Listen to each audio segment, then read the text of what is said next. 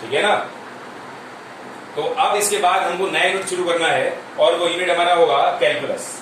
Calculus को start करने के लिए हमको पहले पढ़ना पड़ेगा रिलेशंस, देन हम पढ़ेंगे फंक्शंस, देन हम पढ़ेंगे इनवर्स ट्रिग्नोमेट्रिक फंक्शंस।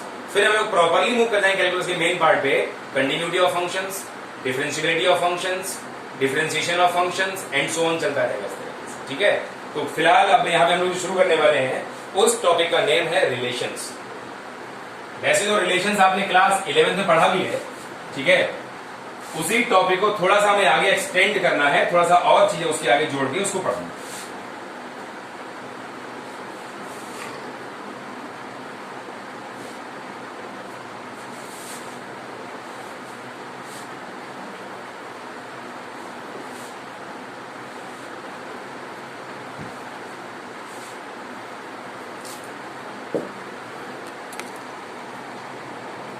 ठीक है, चलिए ध्यान देंगे यहाँ पे थोड़ा सा। मैंने कहा था हम लोग शुरू करेंगे यहाँ पे रिलेशंस।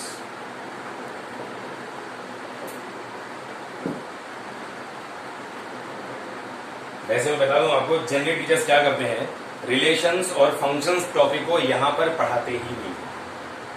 क्यों? क्योंकि ये थोड़ा सा बोरिंग कह सकते हो, मतलब उसमें इतना इंटरेस्ट आपको नहीं आता। तो टीचर्स क्या करते हैं, बिना फंक्शन को पढ़ाए कंटिन्यूटी ऑफ फंक्शंस की बात करना शुरू कर देते हैं या इनवर्स ट्रिग्नोमेट्रिक फंक्शंस की बात करना शुरू कर देते हैं।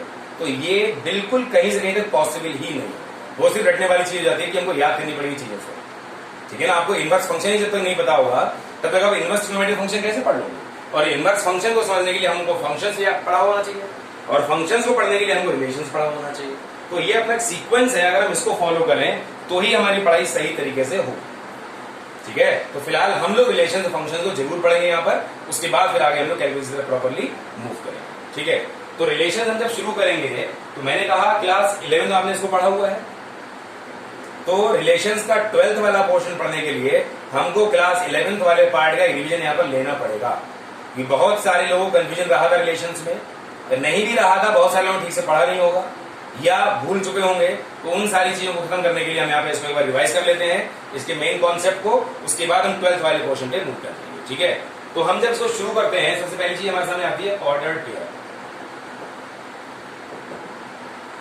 सबसे पहला नंबर ऑर्डर्ड पेयर, आपने क्लास 11 में पहला टर्म यही पढ़ा था। ठीक है, तो ऑर्डर्ड पेयर क्या होगा भाई, नाम से दिखाई दे रहा है पेयर। पेयर का मतलब क्या होगा, दो एलिमेंट। तो इसके दो एलिमेंट होंगे। ऑर्डर्ड का मतलब क्या, एक पर्टिकुलर ऑर्डर फॉलो कर रहा होगा।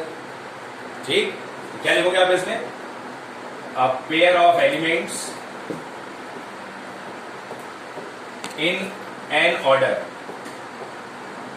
ठीक है, अब जैसे मैंने एग्जांपल लिया, मैंने बोला a, b for all a belongs to set a and b belongs to set b। अब रेडी हो इस बात के लिए, क्लास 11 में हमने जो सेट थ्योरी पढ़ी थी उसका हम लोग प्रॉपर्ली यहाँ पर यूज करेंगे। ठीक है, तो इस बात को लेकर बिल्कुल भी आपको जो है नर्वस नहीं होना, अरे फिर से सेट थ्योरी आ गई, फिर से वो सिंबल सारे आ गए, जिनसे हम बचते रहे हैं। ठीक है, तो बचना नहीं है, सवाल 6 नंबर का बोर्ड एग्जाम में आता रहा है।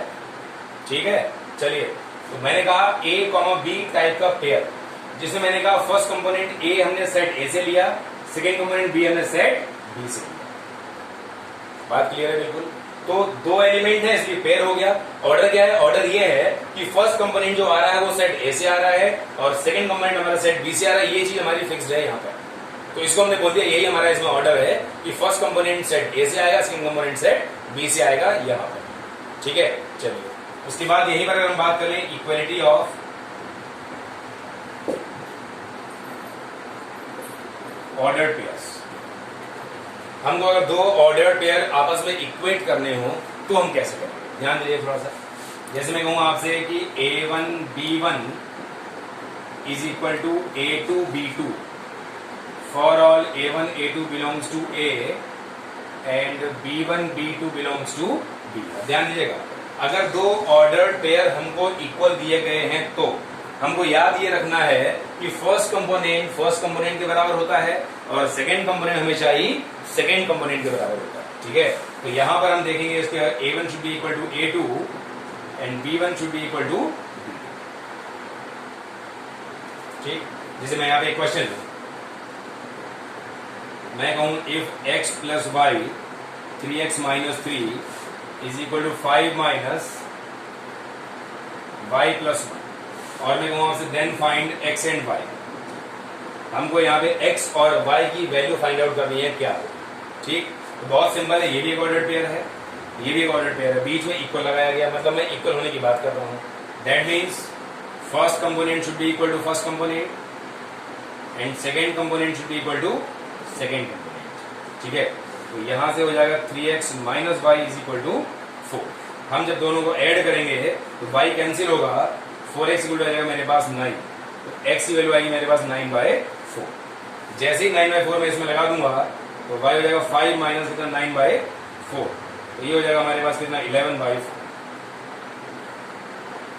ठीक, तो ये तरीका होगा हमारे पास दो ऑर्डर्ड पेयर्स को आपस में इक्वेट करने का। तो ये टर्म रहा ऑर्डर्ड पेयर क्या होता है, कैसे उसको हम रिप्रेजेंट करते हैं, और अगर दो ऑर्डर्ड पेयर्स इक्वल हैं तो किस कंडीशन को फॉलो करेंगे। ठीक है, चलिए अब एक और टर्म इसके बाद इसमें आ रहा है, वो आ रहा है Cartesian product of two sets. बहुत इंपॉर्टेंट टर्म है ये, इसको पता होना बहुत ही जरूरी है। Cartesian product of two sets, दो सेट्स का कार्टेशियन प्रोडक्ट का मतलब क्या हुआ, ध्यान दोगे यहां पे थोड़ा सा। जैसे मैंने कहा let A and B be two non zero sets.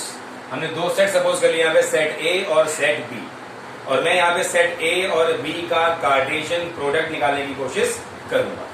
ठीक है, then Cartesian product of A and B can be given है। ध्यान दीजिएगा, दो सेट्स के कार्टेशियन प्रोडक्ट का सिंबल होता है, दोनों की जगह क्रॉस लगाना होता है। ए क्रॉस बी शो करेगा ए और बी का कार्टेशियन प्रोडक्ट। ठीक, इसकी वैल्यू क्या होगी, याद रखिए कार्टेशियन प्रोडक्ट में हमेशा ही एलिमेंट, अगर हम बात करें मेरे पास अगर दो सेट्स का कार्टेशियन प्रोडक्ट है तो याद रखिए इसके अंदर सारे के सारे एलिमेंट ऑर्डर्ड पेयर की फॉर्म में आएंगे। ठीक, जिसमें फर्स्ट कंपोनेंट फर्स्ट सेट से आएगा, सेकंड कंपोनेंट सेकंड सेट से आएगा। तो मैं यहां कह दे रहा हूं कि A comma B such that A belongs to A and B belongs to यहां पर बी। तो याद रखिए A cross B is said to be Cartesian product of two sets A and B in which all the element should come in the form of a comma b, that is an ordered pair in which first component belongs to set A and second component belongs to set B। इसको हमें सही तरीके से दिमाग में बिठाना है। ठीक, अब इसकी और फॉर्म्स क्या हो सकते हैं, अदर फॉर्म्स विल बी, जैसे मैं कहूंगा कि मुझे B क्रॉस A निकालना है, मान लीजिए मैंने कहा मुझे B क्रॉस A निकालना है, तो जब B क्रॉस A निकालना है तो ये भी दो सेट से कार्टेशियन प्रोडक्ट है, तो इसके अंदर भी सारे के सारे एलिमेंट ऑर्डर्ड पेयर की फॉर्म में ही आएंगे।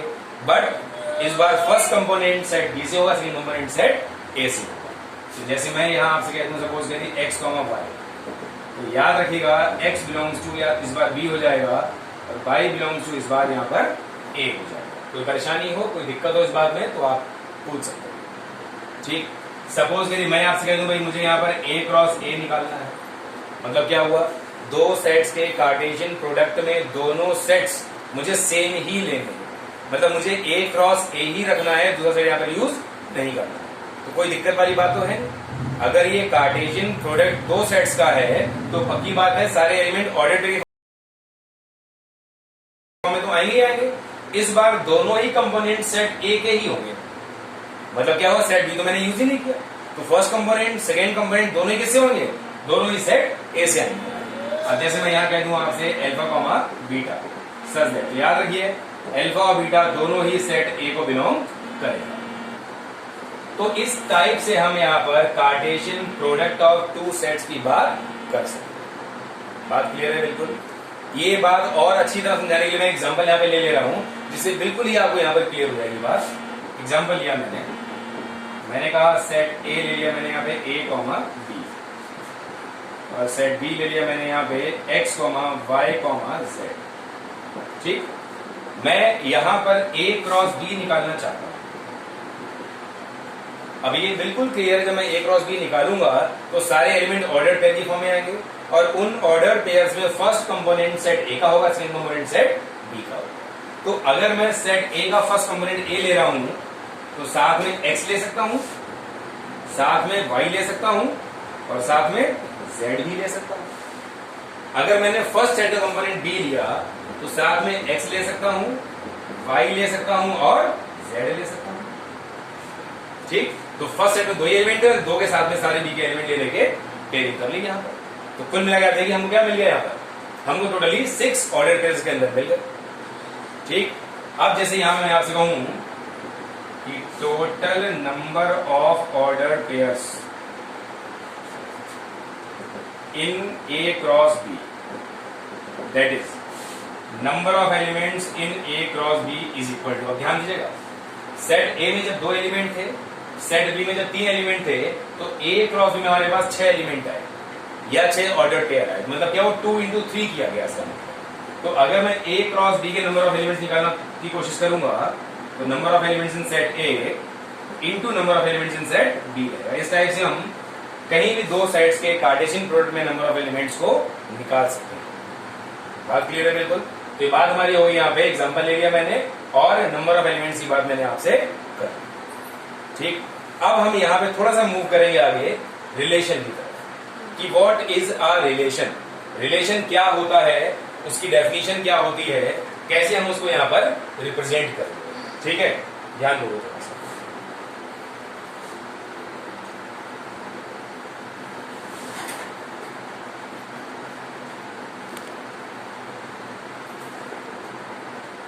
चलिए ध्यान देंगे थोड़ा सा। टॉपिक रहेगा हमारा इसमें रिलेशन, मतलब हेडिंग पहले चैप्टर का नाम था, अब ये हेडिंग का नाम। अब यहाँ पे रिलेशन को डिफाइन करने के लिए पहले मैं उसको समझाने के लिए एग्जांपल ले रहा हूँ आपके सामने। अगर वो एग्जांपल क्लियर आपको हो जाएगा तो रिलेशन बहुत बढ़िया से आपके सामने बिल्कुल क्लियर हो जाएगा। ठीक है, ध्यान दीजिएगा। Let A equal to 1 3 5 and B equal to 2 4 6 8। ठीक है, आप समझ गए यहां पर। अब क्या किया मैंने यहां पे, now we suppose a subset of A cross B as subset R of A cross B as, क्या किया मैंने यहां पे, R इक्वल टू, ध्यान दीजिएगा थोड़ा सा, मैं इसके अंदर लिख रहा हूं 3,2 5,2 5, मैंने इसके अंदर सिर्फ 3 एलिमेंट लिखे, 3,2 5,2 एंड 5,4। अब थोड़ा सा आपको ध्यान देना है, बस इसमें ध्यान क्या देना है, अगर मैं यहां पर A क्रॉस B का कंप्लीट सेट लिखता तो मुझे यहाँ पे 3 into 4 12 ऑर्डर पेयर्स मिलते। मैंने उन 12 ऑर्डर पेयर्स को ना लिख के उन 12 में से मैंने ये 3 ऑर्डर पेयर निकाल लिए। अब जो ये 3 निकाले हैं इसमें मैंने क्या देख के निकाला है, इसे मैंने ये देख के निकाला है कि A is greater than B। मैंने सिर्फ वो ऑर्डर पेयर लिखे इसके अंदर जिसमें फर्स्ट कंपोनेंट सेकंड कंपोनेंट से बड़ा हो सकता है। अब देखिए 1 इसमें किसी से बड़ा नहीं हो पाएगा, 3 सिर्फ 2 से बड़ा हो पाएगा, किसी और से बड़ा नहीं हो पाएगा, 5 2 से हो पाएगा और 4 से हो पाएगा और इससे बड़ा नहीं हो पाएगा। तो हमारी कंडीशन को फॉलो करते हुए हमारे पास सिर्फ 3 ही ऑर्डर पेयर आए। ठीक, अब ध्यान दो यहाँ पे थोड़ा सा, फर्स्ट कंपोनेंट को मैंने सेकेंड कंपोनेंट से ग्रेटर देन की हेल्प से रिलेट किया। तो एक्चुअली अगर मैं कहूं तो दिस इज अ रिलेशन। भाई मैं फर्स्ट कंपोनेंट को सेकेंड कंपोनेंट से किसी रिलेशन के थ्रू ही तो ज्वाइन कर रहा हूं।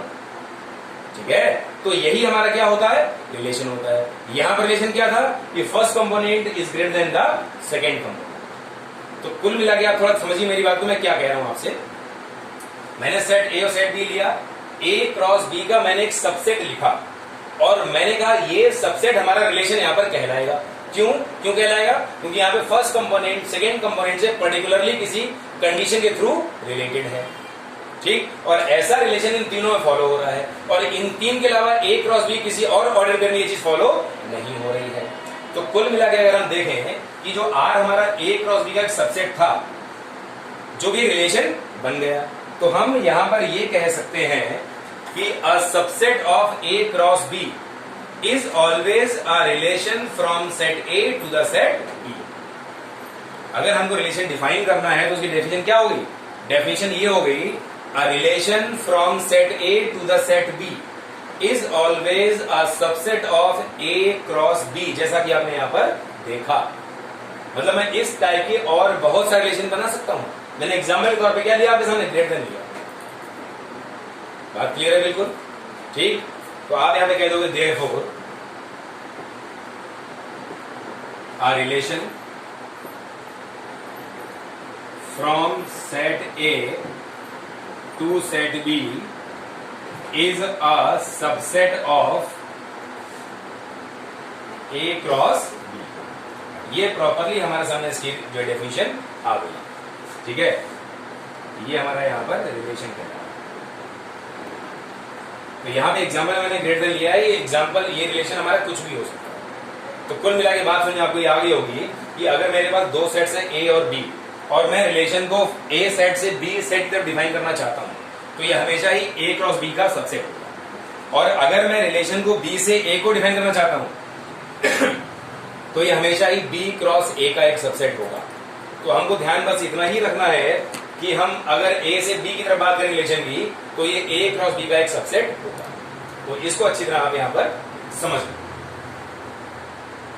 इट कैन बी गिवन है, इसको हम कैसे लिखें? जनरली फॉर्म में R equal to A comma B such that A belongs to A, B belongs to B and A is related to B. अब यहां पे आर जो मैंने लिख दिया जनरल फॉर्म में, ये आर वो कंडीशन होगी जिसके साथ ये एलिमेंट इस एलिमेंट से रिलेटेड होगा। जैसे यहां पे ग्रेटर देन था, कुछ भी हो सकता है, मतलब इस टाइप की चीज। तो आर मैंने यहां पे एक जनरल नाम दे दिया है, this is the condition by which A is related to B. A हमारा बी से रिलेट किया गया। तो ये तरीका है किसी भी रिलेशन को जनरल फॉर्म में लिखने का। ठीक, अब एक सवाल ये उठता है यहां पर कि भाई अगर मेरे पास ए और बी दो सेट्स हैं और मैं ए से बी की तरफ रिलेशन को डिफाइन करना चाहता हूं, तो मैं कुल कितने रिलेशंस बना सकता हूं? वरना क्वेश्चन है आपका board exam point of view से कि टोटल नंबर ऑफ रिलेशंस कितने हो सकते हैं। तो आपने यहां पर अभी देखा कि a relation is a subset of A cross B. In fact a relation from A to B is a subset of A cross B. So total number of relations from A to B will be equal to total number of subsets of A cross B. भाई A cross B के जितने subsets बन सकते हैं उतने ही relations बन सकते हैं। क्यों? क्योंकि relation is a subset of A cross B if it is defined from A to B. बात क्लियर है बिल्कुल? इसको दिमाग में अच्छी तरह बैठाना है। ठीक है, क्योंकि इन चीजों को लेकर ही स्टूडेंट्स कई बार कंफ्यूज रहते हैं और ये बहुत क्रिस्टल क्लियर है आपके सामने। बिल्कुल एग्जाम्पल लेके मैंने आपके सामने शुरू किया। मैं प्रॉपरली मैंने थ्योरेटिकल डेफिनेशन नहीं लिखी।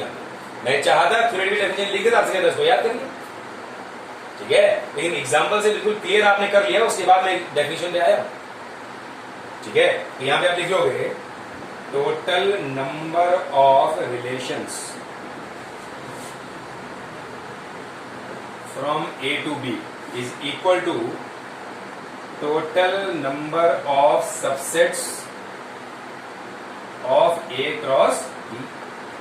अब यहीं पर एक सवाल और अराइज हो गया हमारे सामने कि भाई ए क्रॉस बी के टोटल नंबर ऑफ सबसेट्स कितने होंगे।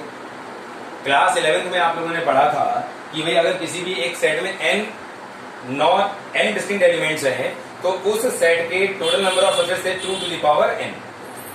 तो अब यहाँ पे a क्रॉस b के अगर हमें नंबर ऑफ सबसेट्स निकालने हैं तो हो जाएंगे 2 to the power number of elements in a cross b। और a क्रॉस b में नंबर ऑफ एलिमेंट्स कितने हैं हमारे पास? na into nb, मतलब number of elements in set a into number of elements in set b। So this can be equal to 2 to the power na into nb। समझ गए बात? 1 mark question आपके यहाँ से प्रिपेयर हुआ ही, और ये जनरली कई बार पूछा गया बोर्ड एग्जाम में। टोटल नंबर ऑफ रिलेशंस, ठीक है। तो ये आपके सामने बात होगी what is the relation, how to represent it and total number of relations कितना। ठीक, अब हम और आगे बढ़ेंगे इसमें। अगली बात हम जो शुरू करेंगे वो होगा यहाँ पे term domain and range of a relation. किसी भी रिलेशन का डोमेन क्या होता है, किसी भी रिलेशन की रेंज क्या होती है, हम इसके बारे में आपसे बात करेंगे। ठीक, तो ये हम क्या लिखे हैं, let relation R from A to B be, हमने आर यहां सपोज कर लिया, जैसे मैंने पीछे माना था अभी यहां पर A comma B such that A belongs to A, B belongs to B, and A is related to, normally मैंने क्या किया, रिलेशन यहाँ पे सपोज कर लिया, ठीक है, जिसमें मैंने रिलेशन बोल दिया कि A और A B से रिलेट हो रहा है थ्रू रिलेशन R। मुझे इस रिलेशन के डोमेन और रेंज की बात करनी है, ध्यान दीजिएगा थोड़ा सा।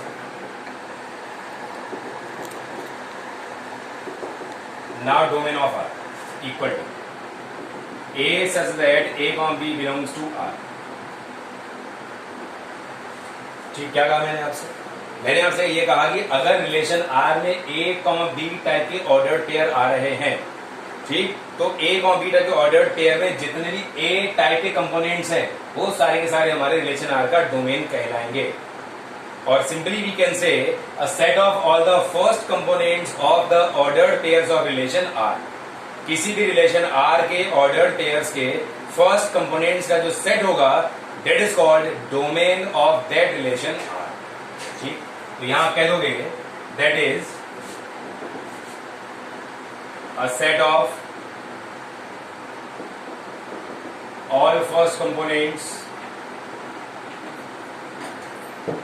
of ordered pairs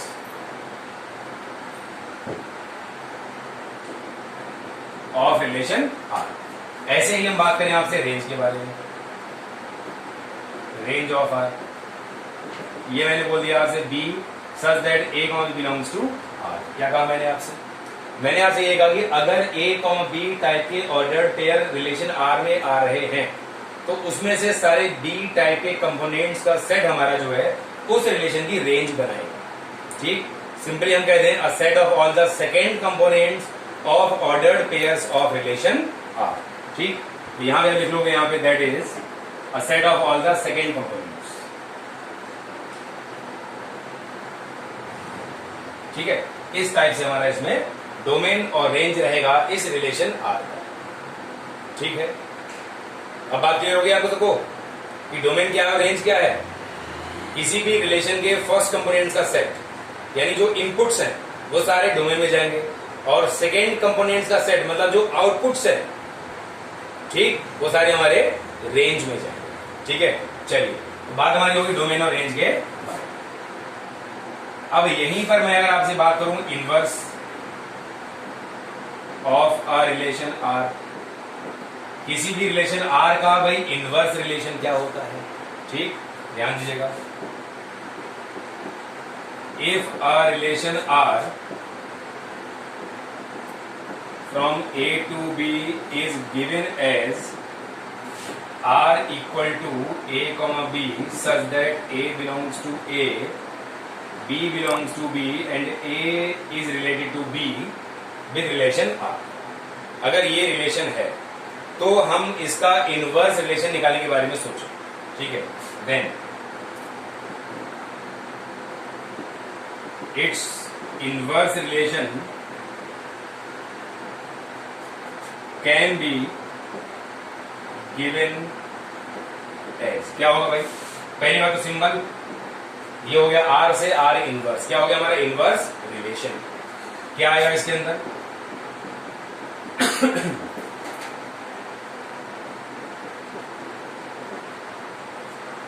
क्या किया मैंने?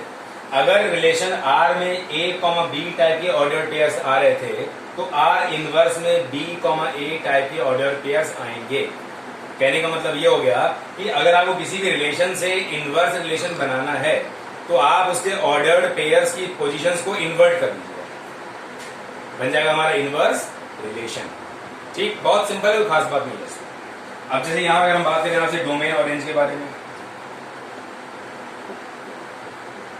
डोमेन ऑफ आर इनवर्स और रेंज ऑफ आर इनवर्स। भाई इनवर्स रिलेशन है तो रिलेशन ही ना, ठीक, और किसी भी रिलेशन का डोमेन क्या होता है? उसके फर्स्ट कंपोनेंट्स का सेट। तो यहां पे अगर हम आपसे कहें कि क्या हो जाएगा भाई, B such that B comma A belongs to R inverse, और ये क्या हो जाएगा A such that B comma A belongs to कितना? R inverse. भाई आर इनवर्स भी है तो रिलेशन ही ना, तो अगर मैं इनवर्स आर इनवर्स का डोमेन निकालूंगा तो सारे फर्स्ट कंपोनेंट का सेट मतलब बी आ रहा है, और रेंज में निकालूंगा तो सारे सेकेंड कंपोनेंट सेट जो कि इस बार ए आ रहा है। तो क्या मतलब हुआ इसका? मतलब इसका ये हो गया जो आर का डोमेन था वो आर इनवर्स की रेंज हो, और जो आर का रेंज था वो आर इनवर्स का डोमेन हो। तो कुल मिला के आप यहां पे कह सकते हो this is range of R and this is domain of R. तो यहां से कॉन्सेप्ट क्लियर हो गया बिल्कुल हमारे सामने कि अगर किसी रिलेशन का डोमेन ए है और रेंज बी टाइप के एलिमेंट्स हैं तो उसके इनवर्स रिलेशन का डोमेन हो जाएगा बी टाइप के एलिमेंट्स और रेंज हो जाएगी हमारी ए टाइप के एलिमेंट्स। बात समझ गए? मतलब डोमेन और रेंज आपस में इंटरचेंज हो जाएंगे इनवर्स रिलेशन में। ठीक, चलिए इसके बाद एक और चीज बचती है हमारे पास, relation on a set. Relation on a set क्या होगा? जैसे अभी तक मैं बात करूं आपसे, मैंने कहा relation R from A to B, मतलब क्या हुआ? मैं किसी भी रिलेशन को डिफाइन करने के लिए अभी तक हमेशा दो सेट्स का यूज करता हूं, मतलब ए से बी जाने वाला। तो क्या था वो? तो वो ए क्रॉस बी का एक सबसेट हो रहा था। ठीक, अब मैंने कहा रिलेशन ऑन अ सेट। अब मेरे पास सपोज सेट ए ही है तो मैं कहूंगा a relation R from A to itself, मतलब A to A will be a subset of A cross A. भाई जब relation R A to B जा रहा था तो ये ए क्रॉस बी का सबसेट था। जब रिलेशन आर हमारा ए टू ए जा रहा है तो क्या होगा? ये ए क्रॉस ए का सबसेट होगा। तो रिलेशन ऑन अ सेट का मतलब हो गया कि वो उसके लिए हमारे पास एक ही सेट डिफाइंड होगा, मतलब रिलेशन जो होगा वो एक ही सेट में डिफाइंड होगा, ए टू ए जा रहा होगा। ठीक है, तो आप लिख लोगे इसमें let a non empty set be A, then a relation from A to itself, है ना, that is a subset of A cross A is said to be relation on a set A। ये आपको जो मैंने आपको समझाया वो मैंने अभी नोट कर लिया। A relation from A to itself that is a subset of A cross A is said to be relation on a set A. अब एक इंपॉर्टेंट बात ये है, हम जितने भी रिलेशन के टाइप्स पढ़ने वाले हैं, जितने भी हम लोग क्वेश्चंस करने वाले हैं, वो सारे के सारे रिलेशन ऑन अ सेट ही होंगे। ये एक खास बात है इसके अंदर, अब इस चैप्टर के अंदर। ठीक है ना, तो रिलेशन ऑन अ सेट मैंने आपको बता दिया कि फ्रॉम ए टू इटसेल्फ, मतलब ए क्रॉस ए का एक सबसेट। ठीक, अब जैसे मैं एग्जांपल लूंगा, मैंने बोल दिया ए कॉमा बी, यहाँ पे ए और बी दोनों ही क्या होंगे? ए से बिलोंग कर रहे होंगे और ए जो है वो बी से रिलेटेड होगा विद द रिलेशन आर। तो ये हो गया हमारा रिलेशन ऑन अ सेट ए। इसको दिमाग में अच्छे बेटा। तो ये हमारी जो थ्योरी मैंने पढ़ाई अभी तक, ये सारी की सारी क्लास 11th की थ्योरी थी। सारे लोगों ने ये सारी चीजें क्लास 11th में पढ़ी थी। अब कितना याद थी कितना याद नहीं थी वो आपकी अपनी परेशानियां हैं, लेकिन मैंने आपको पूरा क्लास 11 का रिलेशन वाला पार्ट जो है यहाँ पर रिवाइज करा। अब हमको इसके बाद पढ़ना है टाइप्स ऑफ रिलेशंस। ठीक है, फिर हम उनके बहुत सारे क्वेश्चंस करेंगे। तो ये अब जो इसके बाद बचा हुआ पार्ट है वो क्लास 12 का है। ठीक है, तो आज की बात यहीं तक, बाकी बातें हम लोग कल करेंगे। Thank you.